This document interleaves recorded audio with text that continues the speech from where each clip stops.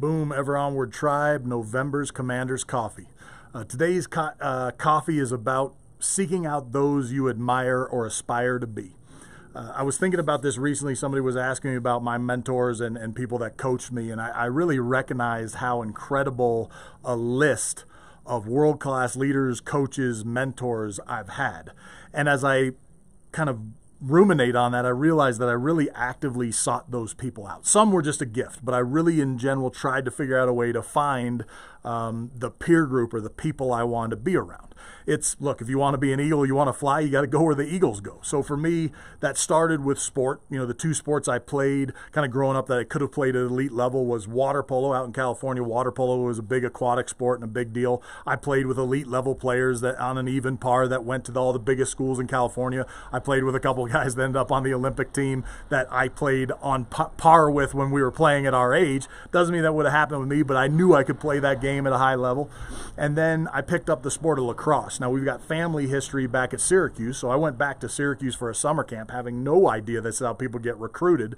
And at the end of the week, the coach kind of asked me where I was from and sort of, you know, spent some time with me and said he really wanted me to come play for him. Now, my coach was is one of the greatest coaches in the history of collegiate sports. 6 national championships was his name, unbelievable record, took a program from nothing to the absolute apex. The best thing about him was I don't remember him teaching me almost a thing about lacrosse. He was a speaker, a motivator, a storyteller. He was an aspirational figure to all that played for him. And we really did very much kind of sharpen ourselves against him if you really could understand and pay attention to the lessons he would teach. He was magic.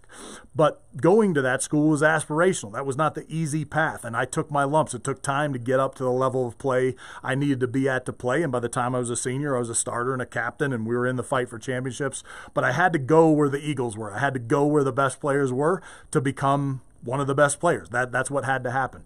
The SEAL teams were very much the same. I knew this was an aspirational group. If I wanted to be a warrior, I have to go where the warriors are. And in that era, my mindset had kind of figured out that this group of SEALs, these warriors that come from the sea and the water, would be the right peer group. I did not know how unbelievably perfect a spot I would land.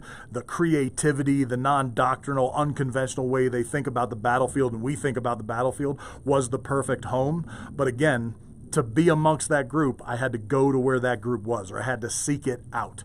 My recommendation to you is to seek lofty peer groups, to seek lofty goals. If you want to be an eagle, go where the eagles go. Ever onward.